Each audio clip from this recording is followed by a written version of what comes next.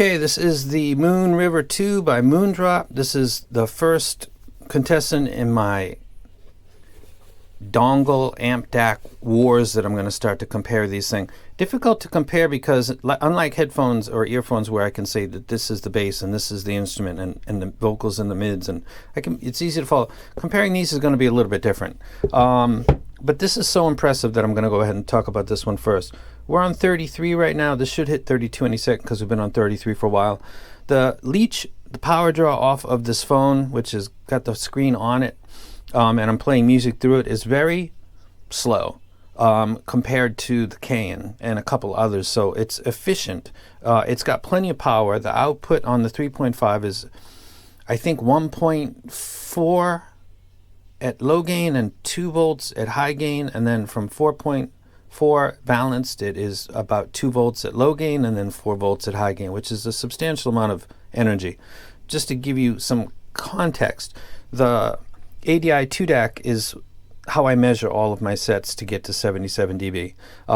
And the three planars, the 7 Hertz, the S12, and the Hook X, all required similar level. This set right here, the Helios by Symphonium Audio, required 10 additional steps of power to get to the same 77 dB. So this needs some energy, to the point that the KZ R2R RU6 was just barely able to do it. While I like the sound, it seemed to be limited in its power. I like that it shows the sample rate that it's playing out. That's something that I wish this had. Speaking of that, this light indicates the quality of the file. I don't know. I have lots of DSDs and FLACs, and I'm not really seeing. This is maybe battery level indicator. Someone can step in. I don't check a lot of this stuff online, if I check anything at all. I'm here to talk about the sound quality. The 2 buttons on the top seem to turn the volume up or turn up the gain or turn down the gain. That seems to be. If I hold them both down at the same time, it blinks red, but I don't know what that's actually doing. I'll probably be told in the comment section. So here's a hard to drive set that sounds good. While I'm talking about this, if Todanko happens to see this video, this is like the Monarch and like the Variations. Its mid-bass is a little bit too tight for my library, my preferences. However, sound quality is fantastic. This is a very nice set. It just, the tuning is not quite for me. I think that's probably obvious, but sound quality is very, very good. You can hear it putting out a lot, and that's not really turned up very much. And now we've dropped down to 32. So we've got a device that has plenty of power. It doesn't leach power that much as I thought. It's got a form factor that looks like something from a Battlestar Galactica or Star Trek. I don't know if they made the board and what they needed and then they built this around that, or they just did this to be clever. I'm not really sure which one it is. I don't even really care. It looks unique. It's not weird or colorful. It's simple, and it does its job. It doesn't leach ridiculously. It's got plenty of power to power probably anything in your IEM collection, and it's got sound quality. This is a touchy topic.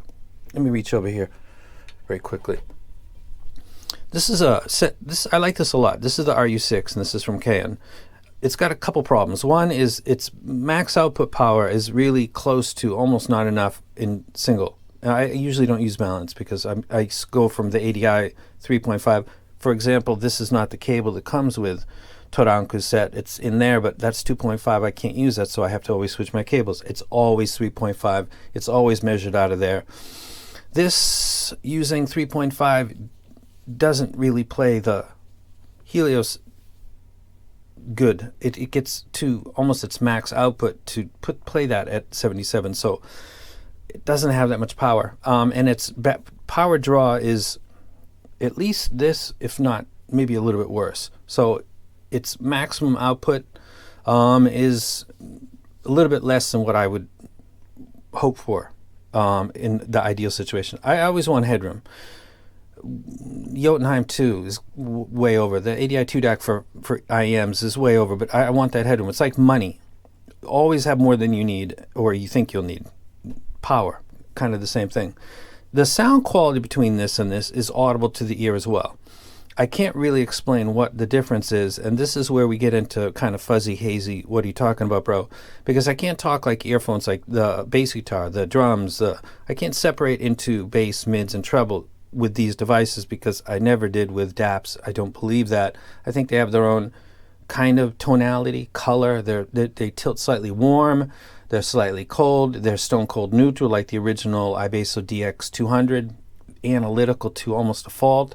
This, even though it's being said to measure great, fantastic, has a musicality that I would assign to something that maybe didn't measure as good as something like this, and that's why it sounds kind of musical. I don't know why, but I really find the sound of this appealing. The price is not bad. The output power is fine. The leaching is not ridiculous. We're at 32 now. I think we started at 33. Got the screen on, playing music right now. Ticking all the boxes. Like it.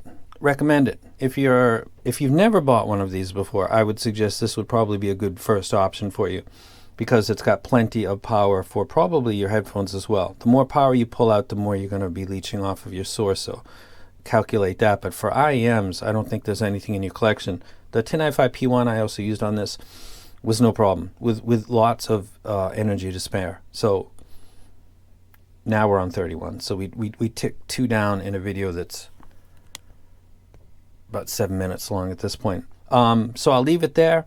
I like the sound presentation. It is different to the ear than the R2R, the Acme, and a couple other ones that I have, and I'll try to figure out a way. Leave comments below about what you want to know. You want to know about the draw.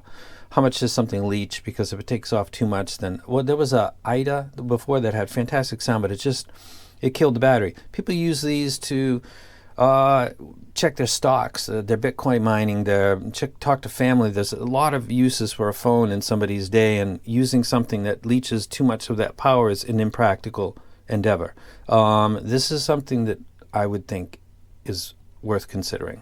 It is not pulling away too much and making the calculation seem untenable. I think the sound quality is excellent. The power is plenty. That's 2 big things, and then it's leaching off of its host, which is your phone, is not something that I'm noticing. And I've been using this. I took a few pictures a few days ago, and I haven't recharged this since then, and I've listened to it several times. So there's no problems right there. So that's the Moon River 2. It's very good, and it's probably what will be compared to in the future. If something comes along and I think it's great, it's going to be compared to the Moon River 2 because it's that good. And that's it. If you're used to IM and you're thinking I want more specifics about how it sounds, I won't ever go there. It's got a tonality. It's something's more musical, it's more neutral and analytical sounding. That's about as far as I can go to describe the sound output of a amp DAC, unfortunately, and I'll never go beyond that. I don't believe it, actually. It doesn't make sense. So that's it. I'm out. Video 1. Let me know what you want compared, and I'll go ahead and put that up next time that I do a video for amp DAC dongles. And now I'm out. Okay, quick 2-minute review for the Moon River 2. That's not it. This is it right here. Very unique looking thing.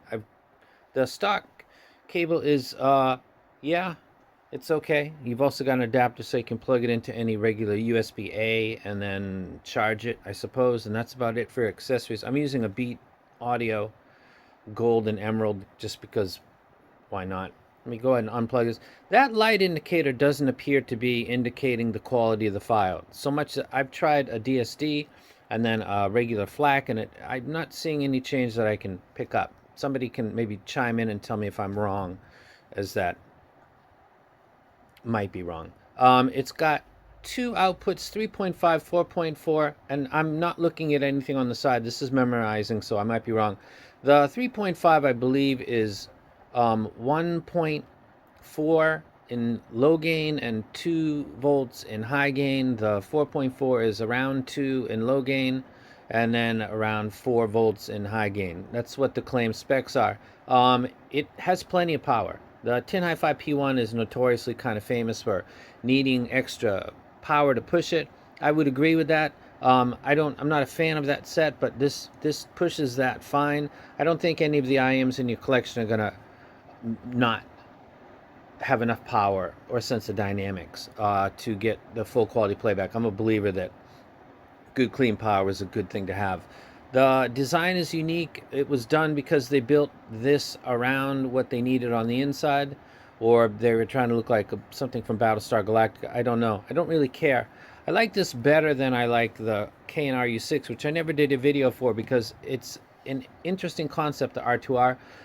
Its sound quality is good. It doesn't stand out. This stands out to me, and I like it.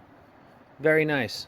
Gonna consider doing a full video, but I don't know how long a video that would be on YouTube. So anyway, very nice work. Moon River 2, thumbs up.